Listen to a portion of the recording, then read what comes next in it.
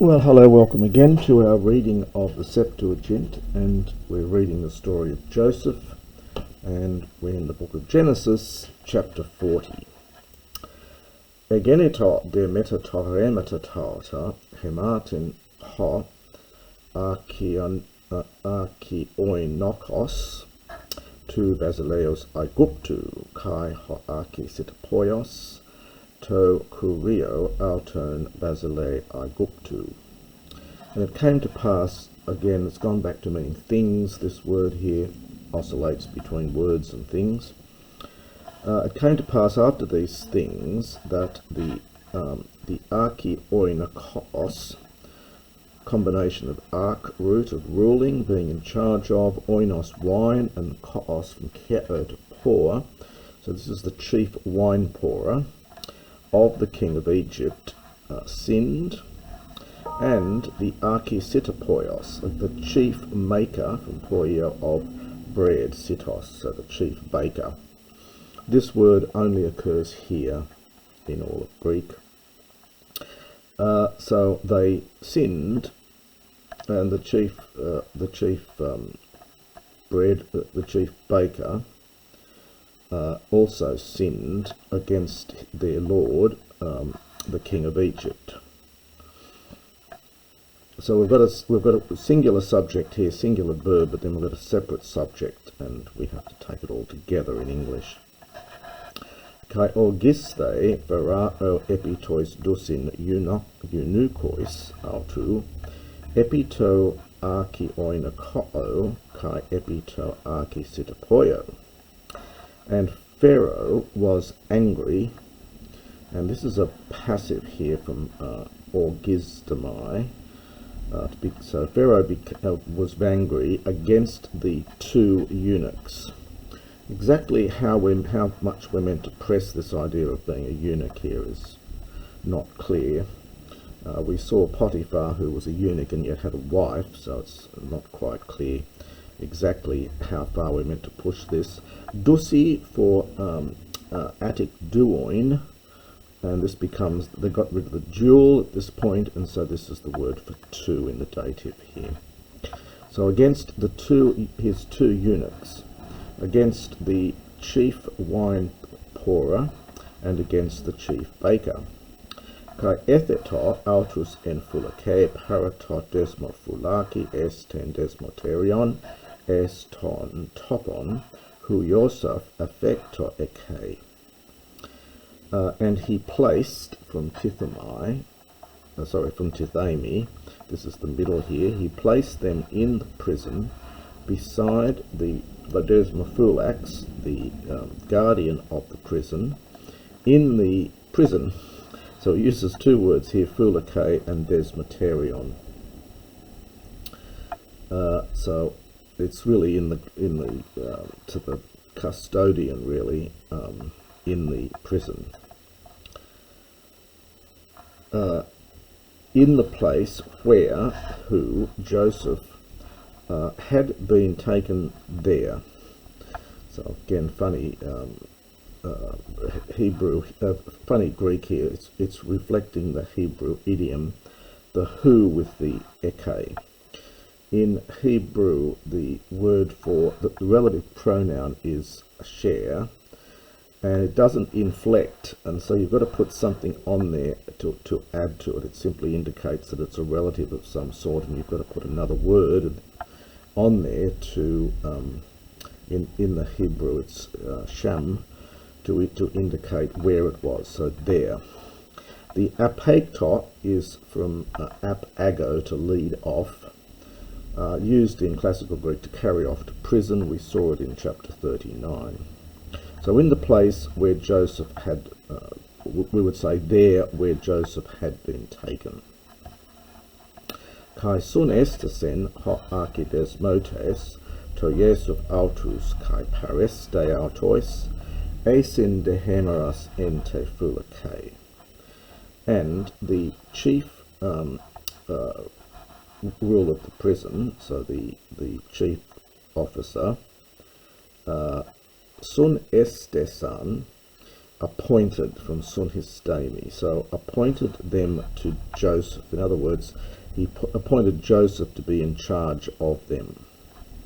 Kai par este, and he stood by them. So perhaps he helped them. This particular word is often used in classical Greek of putting a pupil under a schoolmaster, is one of the usages of it. Asen dehemeras, and he was for days in the prison. That was just by saying there were days in custody, so they were in custody for some time. They were in the prison for some time.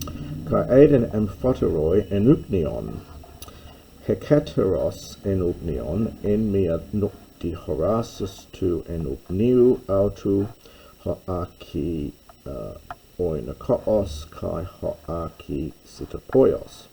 Hoi esin to basileia aiguptu, hoi ontes into desmaterio.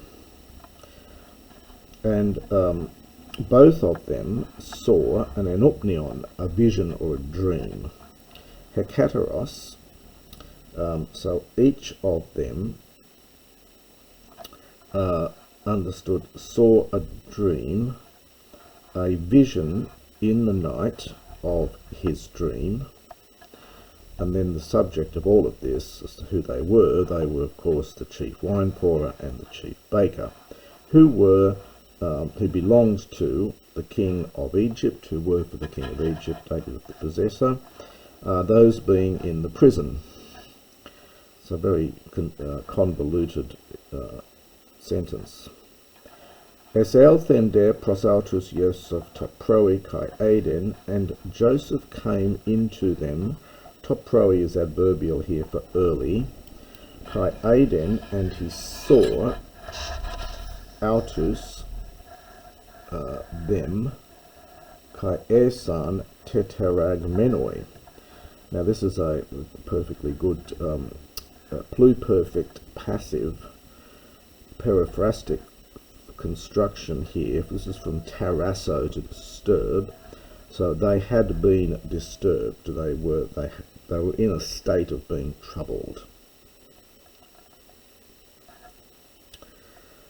Kai erota tus unicus verao hoi esin metautu entefulike parato curio autu legon ti hoti to prosopa humon scutropa semeron. And he asked the eunuchs of Pharaoh, who were with him in the prison, parato curio, well, literally beside his master, so in his master's house, in his master's prison, saying, ti hoti, why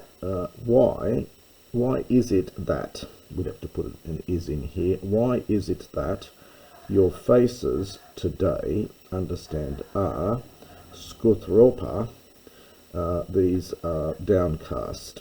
It's that skuthros plus the ops face root, so having a miserable face, so downcast. Hoidiepen auto enupnion edomen kai hosonkrinon ugestin auto. Epen de autois Joseph uki dia tu theo he dia saphes auton estin, di egas de un moi. And they said to him, we have seen an enupnion, a dream. Now the sunkrino is to interpret. The word itself can also mean to compare, to judge one thing with another, and hence to compare, but it has this meaning often, especially in the Septuagint, of the idea of interpreting. And I'm not sure whether it's a classical meaning, I haven't checked that one. So, but the one interpreting it is not. So there is no one to interpreting it. Joseph said to them, now we get a question, uki, expecting the answer yes, so surely the diasaphasis, this is a very rare word, its meaning is fairly clear, it's from saphas, meaning clear, and so hence clarification, it's an abstract third declension feminine noun, So clarification or interpretation. The noun is very rare. It does occur in the book of Ezra apparently as well, in chapters 5 and 7, but otherwise quite rare. But the meaning is clear. So the interpretation or so is not the clarification or interpretation of these things through God, by means of God, dia tu theou. Di ages, that related then to me, from di hageomai. So explain it to me. Now interesting, the theou here is, the Hebrew has Elohim, which is generally translated by theou. Kai di ages ato ho aki oina koos ton upnion autu to Yosef kai apen. Ento hupno mu ein ampelos in antian mu. Ente ampelo tres puthmenes kai aute thalusa anene noquia blastus. Peperoi hoi botrues staphules. And the chief wine pourer related his dream to Joseph and said, in my dream there was an ampelos, a vineyard, in front of me, so before me, and in the vineyard there were 3 puthmenes. Now these, well, this is a funny word. It can mean branches of a vine, here probably what it is, stems or stumps, so probably branches, I think. And this particular branch, this one, was thalusa. That means thalos, to bloom. It was blooming. Now this amazing verb here, this is a feminine perfect participle from anaphero. Let's take off the ana, you get ene noquia. The perfect of pharaoh is ene noka, and here we have the feminine participle from this. So it's a perfect feminine participle from the verb anaphero, to produce, literally to bear upwards, so to produce or shoot forth. Suddenly blooming, having shot forth, having produced. A blastus is blossoms or buds. Peperoi, the peperoi de hoi botres struphiles. So peperos, it's connected with pepone, classical word meaning ripe. This is peperos, just another form of this, meaning ripe. The botrues are the bunches of the staphules, the grapes. Both of these nouns refer to a bunch of grapes, but we'll just translate it. The bunch of grapes, or the bunches of the grape, were ripe. Kai toperion ferrao en tekerimu. And the cup of Pharaoh was in my hand. Kai eleben ten staphulen, kai ex eclipsa auten, es topaterion, kai edo katon paterion, es tas kairos Pharaoh. And the cup of Pharaoh was in my hand, and I took the staphulen, this is the bunch of grapes, and I squeezed it out. This is from ek thalibo, which is to squeeze. So I squeezed it out into the poterion, into the cup, and I gave, past tense from didamai, I gave the cup into the hands of Pharaoh. And Joseph, kai epen auto Joseph, tuto he songchrisis autu, oi tres puthmenes, tres hemerai esin. Joseph said to him, this is the songchrisis. Now we had songkrino before. This is the abstract noun. And we had that other word for interpretation before. Now we're getting a slightly different word, songchrisis. This is its interpretation of it. it's a little bit odd in the grammar here because you've got a neuter and then you've got a feminine noun. You would expect better Greek would have put this in the feminine.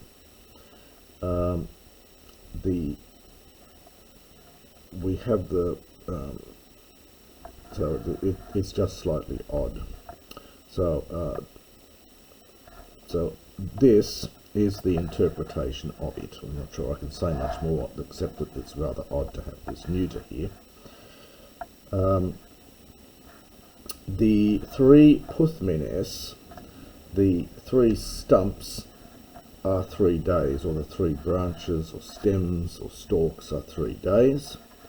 Eti tres hemerai kai menestesetai ferao tes archesu kai apokatastese se epitein archeanokoion su kai doses topaterion farao es ten kera autu kataten archen su ten poteron hos es the oinikoon. Fairly long verse there. And still further, in 3 days, also Pharaoh will remember tes archesu. Now, the arche often means rule, but it can also have the sense of office or position, and that does occur elsewhere in the Septuagint. You more likely in classical Greek you'd use time for this, but so Pharaoh remembered his will remember, it's a future, your position. Kai apos katastase, he will restore, from apo plus kata plus istemi, he will restore you into, now we get another one of these amazing nouns here. It's archi, chief, oinos, wine, koian, this is coming from a first declension feminine noun, meaning, of course, the meaning's clear, but the noun itself is extremely rare. It's the office of being the chief wine pourer. So he will restore you to your office of being the chief wine pourer, and you will give the cup of Pharaoh into his hand according to your previous office, ten arkan ten proteron, since you were the oinikoon, the wine pourer.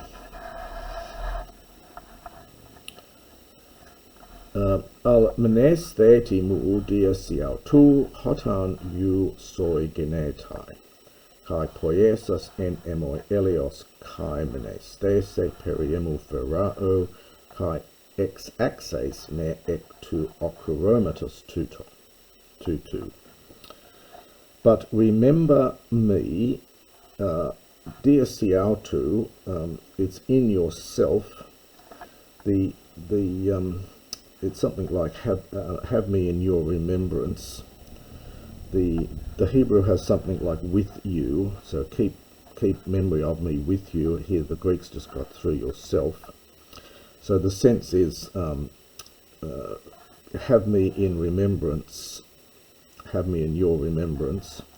Hotan, whenever you soi genetai, whenever a good might happen to you. This is actually an adverb, so it's literally whenever it might happen to you well, would be literal translation. So whenever you are faring well, kai poieses enemoi elios. Now this is an idiom here. Poio plus elios is it's uncommon in classical Greek, and we've got a future here for an imperative. It's what's known as a jussive, because it's mirroring Hebraic idiom. It's uncommon in classical Greek, it's very common in the Septuagint. So poio elios means to deal mercifully, and that meaning continues on into the New Testament. So deal mercifully with me, en emoi, and remember, make remembrance. Now here we do get a subjunctive. Make remembrance of regarding me to Pharaoh, and you will lead me out. Again, a jussive for future here from ex ago. Lead me out from this prison. So we've gone back to okoroma rather than desmeterion. Hotiklopo eklapain ekges hebraion kai hodi ukepoios uden al enebelon me estan lokon tuton. Because I was stolen, this is the passive, aorist passive from klepto, we get a vowel gradation. So I was stolen by stealing. This again is very Hebraic idiom. This is not the usual, in classical Greek you get eklephthein for the aorist passive.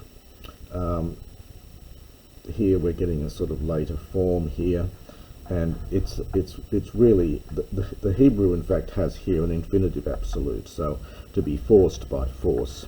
So I was stolen by stealing from the land of the Hebrews, and there I did not do nothing, so I didn't do anything.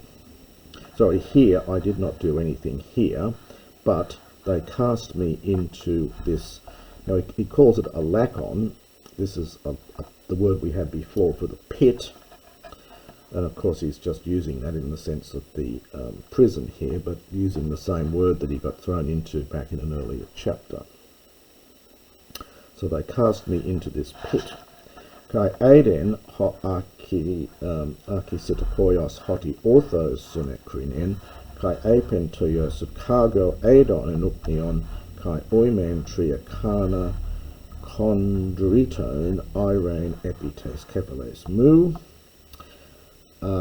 And the chief baker saw that he interpreted orthos straightly or correctly, and he said to Joseph, cargo for kai ego, and I also saw an enupnion, a dream, and I thought that three, now kana is from, it's a, a neuter noun from canoon, a basket generally made of reeds. It's common in classical Greek. It's very rare in the Septuagint, only in two places I think in the Septuagint. So I saw three baskets, chondriton of cornmeal or groats, very rare word. The nominative is chondrites, first declension, masculine noun. So three baskets of groats to rise above my head. Entokano to epano apopanton ton genon hon hobazilius ferrao esthie ergon city poiu kai tapetena to uranu kat esthien auta apo to kanu to epano tes kephales mu. And in the basket, the one above me, well, we get a very funny expression here. It's something like consisting of or full of all of the produce, the genon, probably for genematon, the produce of the earth. The Hebrew Masoretic text at this point has sweetmeats. So something like, so in the basket above me, which was full of all of the produce of the earth, of which the king, the Pharaoh, eats, a work of the baker. So we get these little phrases just linked together here without any kais or so on. And the birds of the heaven, katestheo, devoured them from the basket, the one above my head. Apekrithes do Yosef apen auto haute he sunkrisus autu, tatria kana tres hemera esin. So Joseph, having answered, said to him, this is its interpretation. The three baskets are 3 days. Eti trion hemeron afhele Pharaoh tain kephalein su aposu kai kremasai se epixulu kai phagatai ta ornia tu urinu ta sakas su apos su. This wouldn't have come a particularly good news to the poor baker. So Joseph, yes, I've had that bit. So still in 3 days, genitive of time during which, so in 3 days' time, Pharaoh, af hele from af hyrio, this must be some sort, it's not the usual form. The usual form here would have been apherese. This is a future from af hyrio. This is a very late Greek form. So Pharaoh will remove, will lift your head from you, and he will hang you on a xulon, on a tree. And the birds of the heaven, phagatai, will eat your flesh from you. Birds in the Old Testament are often, not always, but often seen as portents of evil. In the book of Tobit, for example, it's the birds that defecate on poor old Tobit's eyes and he goes blind.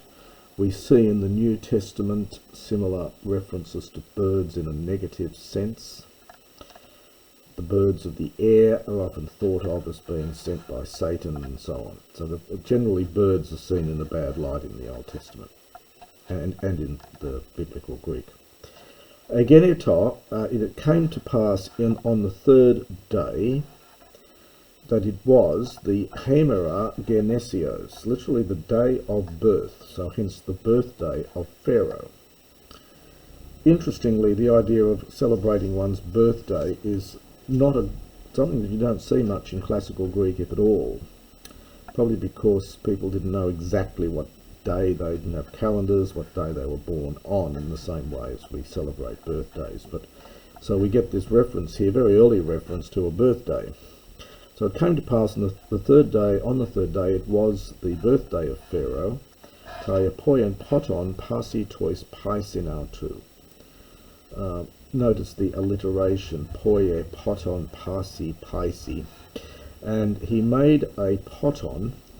Now there are 2 words here. There's potos with the accent on the first syllable, which is a drinking party, and there's potos, rather I should say poton, neuter, with the accent on the second syllable, which simply means this is a drinking party. So he made a drinking party for all his paisin, his slaves or his servants. The Hebrew has heber here, which is the word for slave or servant. So for all his servants. And he remembered the office of the chief wine pourer and the office of the chief baker in the midst of his servants. Kai apekatestesen ton aki oinokoon epiten akenau tu, kaedoken topoterion esten kera verao, ton de aki sitapoion ekramasen, kathasun ekrinan autois Yosef. Uk emneste de ho oikionokos tu Yosef ala apelatheto autu. So, and he remembered the office of the we did that, in the midst of his servants, and he restored, we've had that verb before. Notice we get a double augment here, which is rather odd. That augment's correct. This should be just apot. We get a double augment. You get this commonly with these compound verbs. And he restored the chief wine pourer to his office, and he gave the cup into the hand of Pharaoh. But we might have had a nice men and de here, but we don't get it. We just get the de. But he hung from, this is from, well, it must be, it's from kremanumi is the classical word to hang. So he hung the chief baker, just as Joseph interpreted it for them. But the chief wine pourer did not remember Joseph, but he forgot him. This is from epilanthanamai, to forget. It takes a genitive. And that's the end of chapter 40. And that's as far as we're going to go in the story of Joseph.